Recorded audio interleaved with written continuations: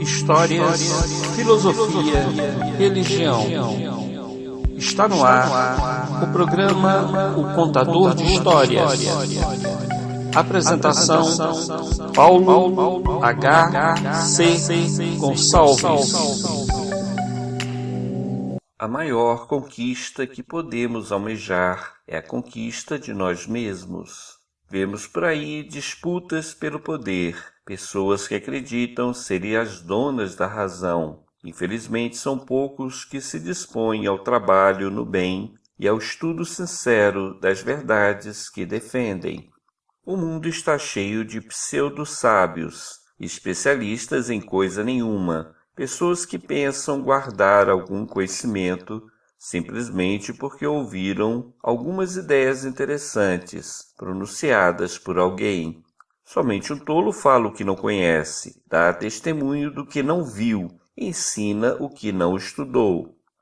Diante de nossa limitação no falar, eu convido os amigos ouvintes a elevar o pensamento em uma prece. Pai de infinito amor, que a sua luz se faça presente em nossas vidas. Dai-nos o discernimento de separar o joio do trigo, a verdade da mentira, que busquemos o que edifica a nossa alma e evitemos tudo o que é contrário à tua lei. Protege os nossos filhos de toda influência do mal, que eles vençam as tentações e se afaste dos tentadores. Igualmente lhe peço pelos mentirosos que existem neste mundo, pois o medo de ser descoberto é pior do que qualquer punição. Que eles aprendam que é melhor sofrer por alguns momentos, dizendo a verdade, do que sofrer por muitos anos, sustentando uma mentira. Perdoa-os, Senhor, mas que eles encontrem no remorso um grande incentivo para falar a verdade. Que o teu amor e a tua proteção esteja sempre presente em nossas vidas. Que assim seja. Ouviremos agora Sonhos Possíveis, de Paulo H.C. Gonçalves. Pode ser que não consigamos mover montanhas, mas nada nos impede de deslocar um pouco de areia. Quem tem boa vontade encontra pequenas soluções para realizar grandes sonhos. Em um jantar de despedida, o irmão mais velho tomou a palavra. Meus irmãos, já há tempos conhecemos a luz do Evangelho de Jesus, e por isso não podemos nos omitir ante tão grandes ensinamentos. Temos que trabalhar no mundo como pessoas comuns, porém detetores da luz divina, temos igualmente de colaborar pela implantação do reino de Deus na Terra. Concordo plenamente, meu irmão, mas o que você propõe? Agora me faltam recursos, mas no momento certo montarei um orfanato para acolher as crianças abandonadas à própria sorte. Eu quero tirar os meninos das ruas, educá-los e torná-los homens honestos de nossa sociedade. O segundo irmão se animou e, como o primeiro, falou. Muito bem, seguirei o teu exemplo. Ainda não tenho recursos, mas no momento certo atuarei junto às pessoas de idade avançada, se é certo cuidar daqueles que chegaram ao mundo através do nascimento. Não podemos desprezar os nossos irmãos mais velhos que se encontram entregues à própria sorte. Pretendo construir um asilo de idosos, onde o amor e o respeito seja uma constante. O terceiro irmão era o mais determinado da família. Assim como os irmãos fizeram, ele também tomou a palavra. Igualmente me vejo sem recursos, mas a minha ação será junto à educação. Montarei escola que prime pelos valores morais. A ciência será largamente ensinada, assim como a religião e a filosofia. Dizendo isso, os três irmãos se despediram, cada um para um lado, cada um para sua própria vida, para sua própria cidade. O que sonhou com orfanato nunca passou em um concurso público. Igualmente a sorte não sorriu no comércio que ele trabalhava. Passou a vida como humilde vendedor, que além de ter 2 filhos, adotou outros 3 para cumprir, parcialmente, a promessa que fez quando era mais jovem. Todas as crianças se transformaram em homens de bem. O segundo irmão igualmente não teve sorte na vida. Saiu de inúmeros empregos e não teve sequer família. Por não ter condição de cumprir a promessa, passou a frequentar um asilo local e se transformou em filho de inúmeros velhos abandonados. A sua gentileza conquistou inúmeros corações.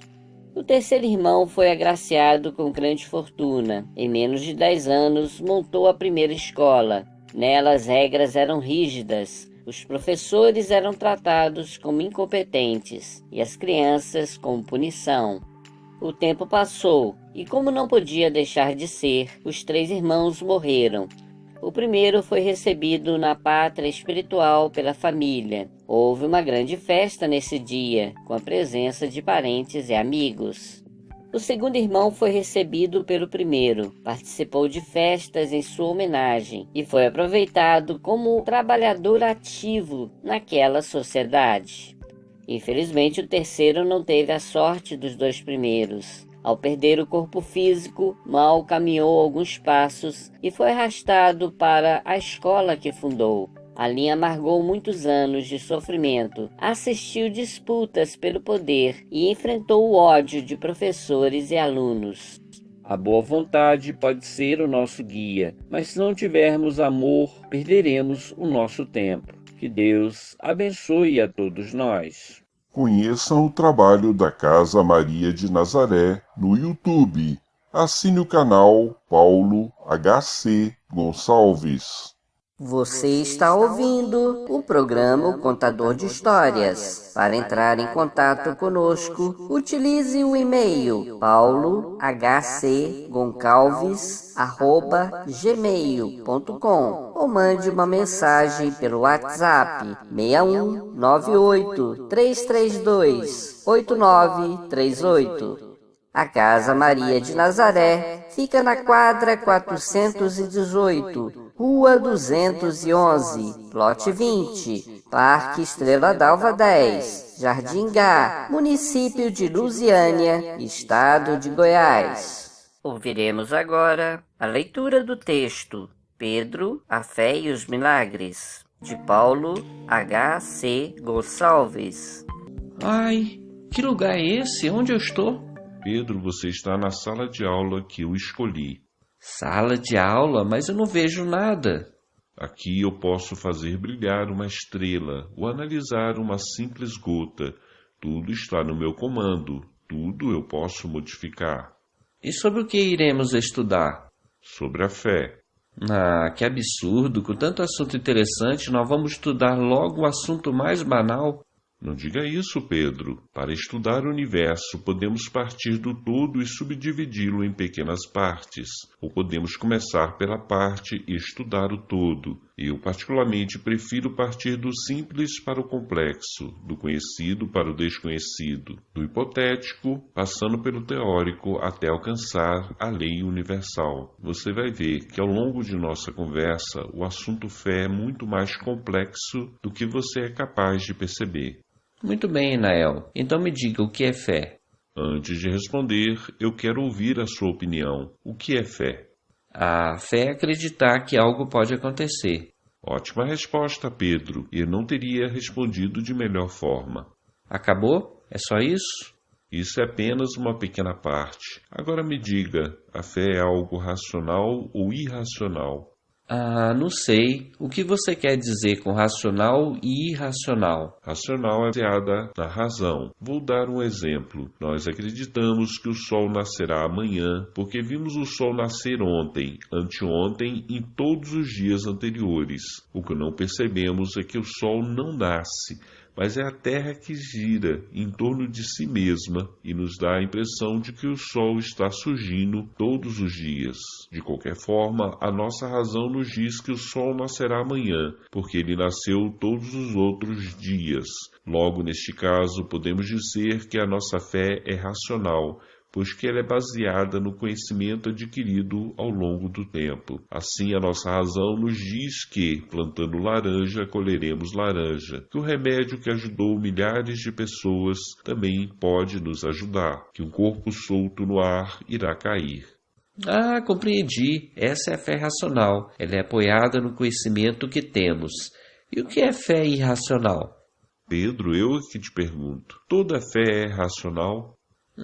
Deixe-me pensar. Não, creio que não. Eu já vi pessoas que oram na igreja e que pedem curas e outros milagres. Elas não sabem se o milagre vai acontecer. Mesmo assim, continuam pedindo. Muito bem, Pedro. Podemos chamar de fé irracional ou fé cega a qualquer crença que não seja baseada na razão, sem acreditar em um dogma, ritual, cerimônia, sem saber racionalmente o que está fazendo e o porquê está fazendo, caracteriza a fé irracional. Deixe-me aprofundar o assunto. Orar é conversar com Deus, com Jesus ou outro espírito de nossa predileção. Age bem quem conversa, pois que nunca estamos sozinhos, e todas as nossas palavras e pensamentos são ouvidos. Age errado quem simplesmente repete palavras, pois nem sempre a mente acompanha as palavras. Se a oração é uma conversa, ela tem que comunicar. A mera repetição de palavras não demonstra a nossa angústia, necessidade ou gratidão. É só isso? A fé racional é apoiada na razão, e a fé cega é aquela que a pessoa fala, mas não sabe que está sendo ouvida, que faz, mas não sabe o porquê está fazendo? De forma resumida, podemos dizer que sim. E Nael, surgiu uma dúvida. Graças a Deus, a dúvida é o início do aprendizado. A fé cega é tão ruim assim, pois que muitos pedem milagres e são atendidas. Neste caso, a pessoa não usou da razão. Ela não sabe do que são feitos os milagres, mas elas sabem que os milagres acontecem. O que é milagre, Pedro? Uai, milagre é um espírito aparecer, uma pessoa desenganada pelos médicos ficar curada. É a água virar vinho. Pensa comigo, Pedro. A fé raciocinada busca a razão para tudo, e a fé cega aceita o que não pode compreender. Sim, está correto. Por isso que eu perguntei. A fé cega é tão ruim assim, pois que os milagres existem, mesmo que não saibamos como eles acontecem. A fé cega não é ruim, é apenas infantil. A criança pequena não sabe de onde vem o alimento. Ela simplesmente encontra tudo pronto na hora de comer. Depois ela aprende que o pai trabalha para comprar o alimento. Só mais tarde é que ela perceberá que o alimento não surge magicamente no mercado, mas que é processado nas fábricas ou produzidos no campo. Pedro, não existe milagre, tudo faz parte das leis de Deus. Isso que não, existe milagre sim. Todos nós conhecemos a lei da gravidade, mesmo assim Jesus andou sobre as águas. Todos nós sabemos que é impossível transformar água em vinho, mesmo assim Jesus transformou. Eu acredito que para Deus nada é impossível. Usa da razão, Pedro. Se Deus é sábio, ele faz leis perfeitas. Se as leis de Deus são perfeitas, ele não precisa quebrá-las. Se Deus é justo, as suas leis valem para todos. Então me explica por que existem milagres. O que o homem chama de milagre nada mais é do que o desconhecimento da lei. Explica melhor, pois que ainda não compreendi. No passado, se alguém dissesse que era possível falar aqui e ser ouvido em outro país, seria considerado um louco. Mas agora temos o telégrafo, o rádio, o telefone e a televisão, e podemos ser ouvidos em qualquer lugar. No passado, se alguém dissesse que iria atravessar o estado em poucas horas, pensaríamos que ele estava mentindo. Isso seria um milagre ou uma coisa demoníaca. Hoje possuímos o carro, a moto, o avião. A compreensão do homem evolui, e com ela a capacidade de compreender que não existem milagres. Nael, ajude a minha fé raciocinada. Como é possível andar sobre as águas? Pedro, os espíritos existem e estão em todos os lugares. Nós, os espíritos desencarnados, quando queremos mover um objeto, envolvemos esse objeto com a nossa energia, somamos com a energia do meio em que estamos e acrescentamos a energia de uma pessoa encarnada. Com a soma dessas três energias, produzimos fenômenos como ruídos, movimentos de objeto, até a levitação. Fale-me mais sobre essa energia. No momento não posso, pois que faltam termos da linguagem humana para que eu possa me expressar. Chama aqui energia o que é para mim elementos moldáveis que podem ser tão sólidos como a mais dura de vossas pedras e tão gasosos como o vapor d'água espalhado no ar. Ah, tá bom. Outra pergunta então. Como é possível uma simples prece promover a cura de uma pessoa que foi desenganada pelos médicos? O valor da prece está diretamente relacionado com a pessoa que a escuta. Nós estamos mergulhados em um mar de pensamentos. Todos os nossos pensamentos são ouvidos e encontram sintonia dos espíritos que estão ao nosso redor. Os espíritos maus e os brincalhões afetam o meio em que estamos para nos atrapalhar. Os bons espíritos observam o nosso merecimento e, notando ser útil nosso pedido, nos atendem naquilo que precisamos. Veja bem, Deus não nos dá o que pedimos, mas o que precisamos para a nossa evolução. Se o pedido for útil para a nossa evolução e para a evolução das pessoas que estão ao nosso redor, envolvidas no processo, espíritos bons inspiram os médicos para que estes encontrem o melhor tratamento. Caso o tratamento não exista entre os homens, os farmacêuticos espirituais elaborarão o medicamento extraindo elementos da natureza. Não é um trabalho simples, mas complexo que envolve o estudo da química. Também neste caso não há milagre. O que existe é a fé de um que encontra repercussão em uma rede de amigos que atuam de acordo com o merecimento. Enael, percebo que minha compreensão ainda é limitada. Mesmo assim eu pergunto, se o tempo caminha sempre para a frente, como é possível ver o futuro? De onde os profetas tiram as suas visões? Perceba, meu caro Pedro, que o universo não está à deriva. Não é o caos que o dirige, mas sim Deus com a ajuda de inúmeros mensageiros que já atingiram a perfeição. A evolução dos habitantes da Terra é estudada e planejada para o bem de todos. Neste processo de planejamento, alguns fatos são definidos com antecedência, a nível individual e a nível coletivo. Em alguns momentos é permitido ao homem saber o próprio planejamento, para que este se prepare e modifique o comportamento. Não existe fatalidade, mas sim desencadear natural de acontecimentos. Se o homem insiste em beber, adoecerá do fígado. Se ele permanecer o tempo todo nervoso, sofrerá do coração. O que vale para o indivíduo, vale também para a coletividade. Quando a informação é útil, ela é transmitida para os homens através dos profetas, dos sonhos e da intuição. Não existe milagre. O que existe é a comunicação de espírito a espírito. Pedro, continuaremos a nossa conversa em outra hora, para não cansar os amigos que estão nos escutando. Enael, tem alguém nos escutando? O tempo todo, Pedro, o tempo todo. Conheçam o trabalho da Casa Maria de Nazaré no YouTube. Assine o canal Paulo HC Gonçalves. Você está ouvindo o programa O Contador de Histórias. Para entrar em contato conosco, utilize o e-mail paulohgoncalves@gmail.com ou mande uma mensagem pelo WhatsApp 61 98 332 8938. A Casa Maria de Nazaré fica na quadra 418, Rua 211, Lote 20, Parque Estrela d'Alva 10, Jardim Gá, município de Lusiânia, estado de Goiás. Mais uma vez agradecemos, Senhor, por todas as oportunidades que conquistamos em nossa vida. Abençoa a nossa família, os nossos filhos. Fortalece o nosso ideal de sermos pessoas boas, de procurarmos trabalhar pelo avanço e pela divulgação do Espiritismo. Abençoa igualmente a todos aqueles que ouvem o nosso programa.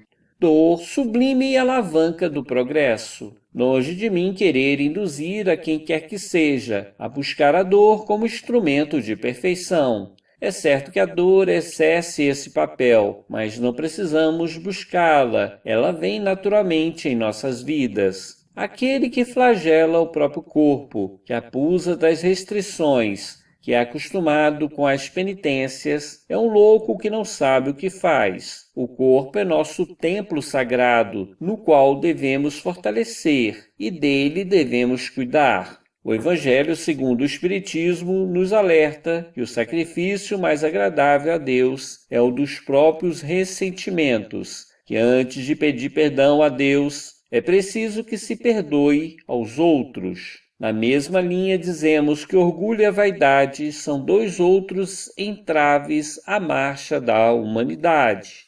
Apenas para facilitar a nossa compreensão, podemos dizer que a dor é o alerta de que algo está errado. Por isso, levemos os nossos pensamentos ao Criador da vida e pronunciemos as seguintes palavras: Deus de misericórdia, dai-nos compreensão para aceitar a dor que nos assola, que em vez de nos ver gastado por ela, que ela possa nos sublimar. Que não vejamos na dor uma inimiga, mas sim mensageira divina que nos busca modificar. Pai, nos ensina a ver na agressividade dos irmãos um pedido de ajuda, que em vez de nos sentir injustiçados, que possamos compreender o valor do perdão. Que o trabalho sacrificial, do qual não possamos nos excusar, que encontremos força e que façamos muito mais além. Senhor, emudece a nossa boca para qualquer reclamação, que possamos sorrir,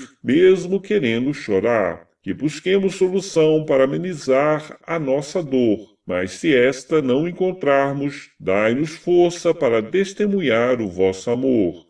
Pai sublime, eu sei que ninguém é obrigado a permanecer sofrendo, por isso lhe pedimos, auxiliai os nossos irmãos, para que nunca abandone as suas famílias, que não pensem em fugir da vida, pois que a morte não existe, existe apenas a dura realidade para aqueles que não souberam esperar. Por fim, Senhor, lhe pedimos, cura as nossas feridas, ampara os nossos filhos, ameniza a nossa dor. Mas se isso for contrário à nossa evolução, que a nossa vontade não seja feita, mas sim a tua, pois nos colocamos em tuas mãos. Que assim seja. Ouviremos agora a história Auxílio Espiritual, de Paulo H.C. Gonçalves. Temos que nos consolar no que não podemos realizar, mas não devemos desistir sem ao menos tentar. Observe aquela jovem que passa, angustiada, pelos corredores da faculdade. A família não tem condição e agora ela se viu sem emprego e brevemente será forçada a abandonar o curso que escolheu. Notamos que a mente da jovem é incapaz de perceber a nossa influência. Quando será que as pessoas vão aprender a orar e confiar? O que é nosso vem naturalmente, o que não nos pertence é afastado no momento certo. De qualquer forma, a mente agitada é um entrave à boa inspiração. O que lhe aconteceu, minha filha? Questiona uma senhora que também é aluna na mesma faculdade. Quando não podemos atuar diretamente, usamos de intermediários. Pode ser uma criança, um amigo ou mesmo um mendigo que diz algo a esmo. Quem tem atenção encontra a boa orientação em todos os lugares. Mas olha, é necessário ficar atento, pois as sugestões para o mal também estão lá. São irmãozinhos ainda desequilibrados que tentam tirar do bom caminho os filhos de Deus. Por isso é preciso orar e vigiar para não cair na tentação. Ó Deus, perdi o emprego e não consegui crédito estudantil. Terei que trancar a matrícula e temo não mais voltar. Não desista ainda. Há muito que aprendi que para cada problema podemos encontrar mais de uma solução. O caminho pode ser até mais longo, mas sempre chegamos ao nosso destino. Então me diga o que você me propõe. A senhora pensou um pouco e, captando a nossa sugestão, falou: Vá até o reitor e peça uma bolsa de estudos. Acho impossível. Ele não deve nem me atender. O que é isso, minha filha? Não podemos desistir sem tentar. Está bem, vou falar com ele. Acompanhamos a jovem que vai com passos lentos pelos corredores da faculdade. As dúvidas surgem em sua mente. O que ela deve falar? Como agir? Como pensar? Ela entra em uma sala ricamente mobiliada. Móveis de madeira, discreto tapete no chão. A princípio, atuamos na mente da jovem para que ela consiga manter o equilíbrio. Nesta hora, sua mente está dividida. Ela calcula a inflexão de cada palavra, enquanto a mente está em verdadeiro torvelinho. Aproveitemos para lembrar a importância da humildade e do valor do trabalho. Ela concorda conosco, quer pagar, mesmo que para isso tenha que lavar os banheiros da faculdade. Entre uma frase desencontrada e outra, ela pede a bolsa de estudos e se oferece para lavar os vasos sanitários. Veja bem, ela não fala em lavar os banheiros, mas sim nos vasos sanitários.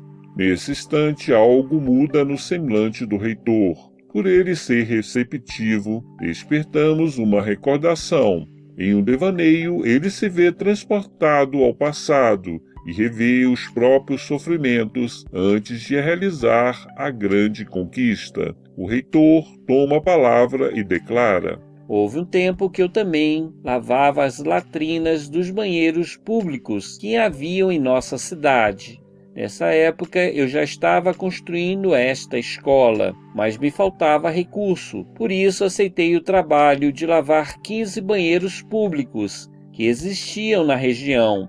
Era um trabalho desgastante, pois eu pegava no serviço à meia-noite e era obrigado a me deslocar a pé de um banheiro a outro. O reitor chama o filho, que também trabalhava na faculdade, e determina: Essa jovem quer estudar, mas não tem condição. Eu quero que você dê um emprego para ela, para que ela possa pagar a faculdade. O rapaz pensou um pouco e logo falou: Estamos concluindo a organização de uma papelaria. Se ela quiser, poderá trabalhar no horário que não estiver estudando. A jovem, com brilho nos olhos, agradeceu aos dois senhores e, depois dos combinados, saiu algo que correndo, algo que saltitando, para contar a novidade para quem quisesse ouvir. O que ela não sabia é que esteve o tempo todo na companhia dos amigos espirituais. A oração, acompanhada da palavra certa, faz toda a diferença. Que Deus abençoe a todos nós.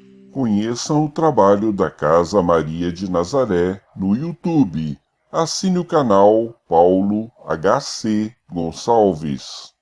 Você está ouvindo o programa O Contador de Histórias. Para entrar em contato conosco, utilize o e-mail paulohcgoncalves@gmail.com ou mande uma mensagem pelo WhatsApp 61 98 332 8938. A Casa Maria de Nazaré fica na quadra 418, Rua 211, Lote 20, Parque Estrela d'Alva 10, Jardim Gá, município de Lusiânia, estado de Goiás. Professor, a respeito das decepções, eu gostaria de lhe perguntar.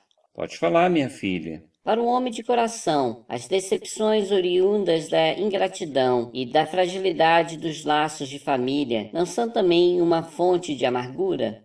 São, porém, deveis lastimar os ingratos e os infiéis. São muito mais infelizes do que vós. A ingratidão é filha do egoísmo, e o egoísta topará mais tarde com corações insensíveis como o seu próprio. Lembrai-vos de todos os que hão feito mais bem do que vós, que valeram muito mais do que vós, e tiveram por paga a ingratidão. Lembrai-vos de que o próprio Jesus foi, quando no mundo, injustiçado e menosprezado, tratado de velhaco e impostor, e não vos admireis de que o mesmo vos suceda. Seja o bem que houverdes feito a vossa recompensa na terra, e não atenteis no que dizem ou que hão recebido os vossos beneficiários. A ingratidão é uma prova para a vossa perseverança na prática do bem. Ser-vos-á levado em conta, e os que vos forem ingratos serão tanto mais punidos, quanto maior lhes tenha sido a ingratidão. Professor, as decepções oriundas da ingratidão não serão de molde a endurecer o coração e fechá-lo à sensibilidade? For um erro, porquanto o homem de coração, como dizes, se sente sempre feliz pelo bem que faz. Sabe que se o bem for esquecido nessa vida, será lembrado em outra, e que o ingrato se envergonhará e terá remorsos de sua ingratidão. Professor, mas isso não impede que se ulcere o coração. Ora, tal não poderia nascer-lhe a ideia de que seria mais feliz se fosse menos sensível? Pode, se preferir, a felicidade do egoísta. Triste infelicidade essa. Saiba, pois, que os amigos ingratos que o abandonaram não são dignos de sua amizade e que se enganou a respeito deles. Assim sendo, não há de se lamentar o tenha perdido. Mais tarde achará outros que saberão compreendê-lo melhor. Lastimai os que usam para convosco de um procedimento que não tenham merecido. Pois bem, triste se lhe apresentará o reverso da medalha. Não vos aflijais, porém, com isso. Será o meio de se colocarem acima deles. A natureza deu ao homem a necessidade de amar e de ser amado. Um dos maiores gozos que lhe são concedidos na terra é o de encontrar corações que, como o seu, simpatizam. Dá-lhe ele, assim, as primícias da felicidade que o aguardam no mundo dos espíritos perfeitos, onde tudo é amor e benignidade. Desse gozo está excluído o egoísta.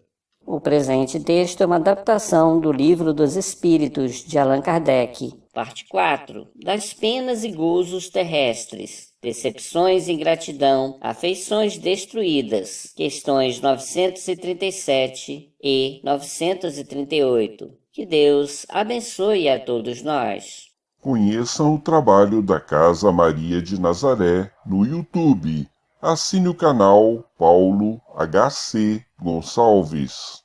Você está ouvindo o programa O Contador de Histórias. Para entrar em contato conosco, utilize o e-mail paulohc.goncalves@gmail.com ou mande uma mensagem pelo WhatsApp 61 98 332 8938.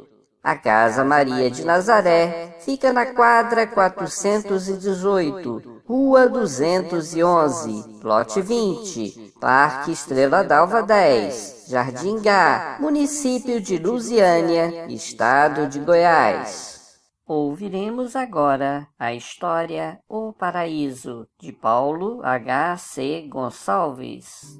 O passado não pode ser mudado, mas controlamos o presente e criamos o futuro. Uma religiosa alimentava o desejo de ver o paraíso. Ah, como seria bom caminhar entre as flores, brincar com os animais selvagens, ver o voo dos anjos e adorar a Deus acima de todas as coisas. Pensava ela entre os intermináveis afazeres domésticos. Diariamente ela pedia, em oração, a graça de ver, pelo menos em sonho, a sua futura morada, onde esperava trabalhar em prol da humanidade, ao lado do Cristo. Deus, em sua infinita sabedoria, observando a sinceridade daquela devota, enviou um anjo de luz para atender tão insistente pedido. Assim que ela adormeceu, o anjo se aproximou e disse: Venha, minha filha, vim lhe mostrar o teu paraíso. Exultante de alegria, ela levantou e seguiu o espírito bom em direção à rua. Após uma rápida caminhada, viu diante dos olhos não o tão sonhado paraíso, mas sim um amontoado de barracos de madeira, onde pessoas perigosas sobreviviam, catando objetos imundos do lixo. Assustada, ela se aproximou do anjo e pediu orientação. O bondoso espírito sorriu para ela e estendeu a sua luminosa mão. Eis aqui o teu paraíso.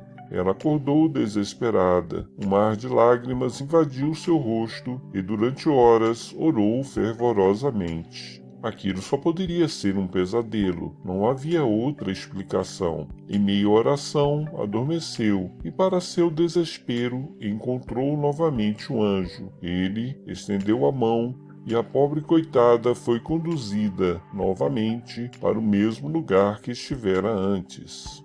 Ao seu redor, jovens, velhos e crianças se atiravam no lixo como se fosse algo natural. À medida que observava, ela ficava cada vez mais enjoada. Aqui havia um homem embriagado, gritando palavrões para um muro. Acolá, 2 homens brigavam por um relógio encontrado em velha mala. Mais adiante, uma mulher separava de um saco imundo restos de comida e, sem qualquer preocupação, colocava na boca. Mais à frente ainda, crianças cheiravam cola. Tantas atrocidades viu que perdeu o contato com o espírito protetor e o mundo girou debaixo de seus pés. Novamente em casa, acordou em lágrimas. Desta vez não voltou a dormir.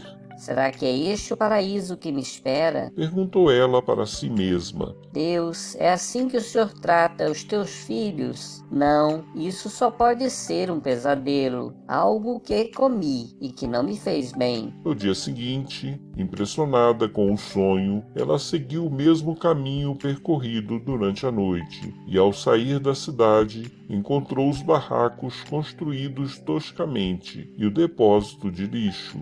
Ela fugiu sem compreender o que aquilo tudo significava. Por vários dias não saiu de casa. Por vários dias meditou, chorou e orou pela própria vida. Será que meu destino é viver com aqueles animais? Um dia, criou coragem e resolveu enfrentar o medo de uma vez por todas. Tomou de roupas simples, colocou na bolsa o indispensável e foi até o espelho e disse para si mesma: Já que meu destino é terminar ali, que seja feita a vontade de Deus. Sem perder tempo, seguiu até os barracos, caminhou com asco perto daquela gente imunda e sentiu que estava sendo observada. Acelerou o passo, foi para um estabelecimento pouco recomendado e comprou um refrigerante de um velho mal encarado. Depois sentou em um banco tosco e ficou observando aquela gente selvagem e imaginando como seria sua vida se não houvesse herdado o dinheiro do pai. Provavelmente estaria abandonada como aquelas pessoas. Enquanto sentia pena de si mesma, ouviu um soluço característico de choro. Ela olhou ao redor e descobriu uma janela próxima de onde estava. Curiosa, levantou e olhou pela janela. Uma senhora de uns 40 anos falou angustiada. Tem pena de mim, minha filha. O que eu fiz para merecer o que eu estou passando? Ai, meu Deus, será que o senhor me abandonou? Ajude-me, pelo amor de Deus. Constrangida, a religiosa se desculpou. Eu não queria importuná-la, foi apenas curiosidade. Desculpe-me, nunca mais lhe incomodarei. A mulher suplicou ao mesmo tempo em que se aproximava da janela. Ajude-me, eu lhe imploro. Não posso ficar sozinha. Tem pena de mim. Desconcertada, a devota perguntou. O que eu posso fazer pela senhora? Se precisar de dinheiro, o pouco que eu tenho será seu. Só quero que você fique comigo um instante. Respondeu a pobre mulher, abrindo a porta para que ela pudesse entrar. Sem saber o que fazer, a religiosa entrou em um cubículo, que era ao mesmo tempo sala e quarto, e ficou de pé, sem coragem de se sentar. No local havia móveis velhos, retirados do lixo. Em um canto, garrafas vazias, latinhas de refrigerante e pedaços de metal. Meu filho morreu. Meu Deus, meu filho morreu. Falava a senhora, abraçando a religiosa e pedindo um pouco de consolo. O que aconteceu com seu filho? Perguntou a devota. Ele foi assassinado. A polícia atirou nele. Eles disseram que ele era traficante. Mas não era. Era meu filho. Ele não era traficante. Era rapaz direito. Que ia à escola. Nunca mexeu com droga. Nunca mexeu com ninguém. Ele era o meu filho. Meu filho. Ele morreu. Morreu. Sem saber o que fazer, a religiosa falou sobre o Cristo, que morreu por nós, de Deus, que é nosso verdadeiro Pai, de Maria, Mãe bendita da humanidade. Por fim, falou sobre a própria vida, como ela enfrentou a morte do amado pai, o afastamento dos irmãos e a prolongada doença da mãe. Após algum tempo, a religiosa se lembrou da oração. Juntas oraram longamente. Por muito tempo conversaram e descobriram que tinham sofrimentos iguais, apesar das diferenças sociais. Depois a religiosa se despediu, prometeu retornar no dia seguinte. Em pouco tempo, tornaram-se boas amigas e diariamente a religiosa vinha fazer-lhe companhia. Costuravam roupinhas para as crianças e conversavam até tarde da noite. Hoje eu lhe trouxe um presente. Disse a religiosa, estendendo um livro. Minha filha, eu não sei ler. Disse envergonhada a pobre mulher.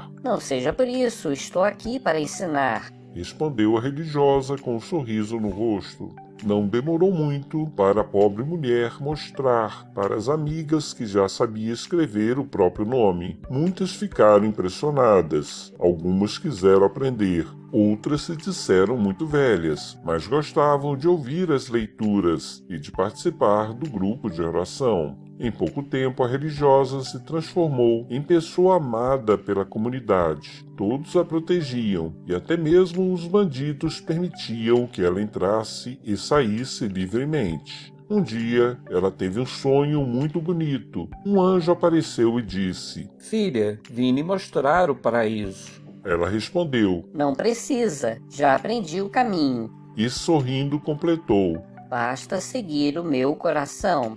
Que Deus abençoe a todos nós. Conheçam o trabalho da Casa Maria de Nazaré no YouTube. Assine o canal Paulo HC Gonçalves. Você está ouvindo o programa O Contador de Histórias. Para entrar em contato conosco, utilize o e-mail paulohcgoncalves@gmail.com ou mande uma mensagem pelo WhatsApp 61 98 332 8938. A Casa Maria de Nazaré fica na quadra 418, Rua 211, Lote 20, Parque Estrela d'Alva 10, Jardim Gá, município de Lusiânia, estado de Goiás. Caro ouvinte, chegamos ao final do programa O Contador de Histórias. Agradecemos a sua companhia e esperamos contar com você em nosso próximo programa. Acompanhe a prece de encerramento. Mais uma vez agradecemos, Senhor, por todas as oportunidades que conquistamos em nossa vida. Abençoa a nossa família, os nossos filhos, fortalece o nosso ideal de sermos pessoas boas, de procurarmos trabalhar pelo avanço e pela divulgação do Espiritismo. Abençoa igualmente a todos aqueles que ouvem o nosso programa. Em teu nome, em nome de Deus e de Maria de Nazaré, damos encerrada a nossa atividade.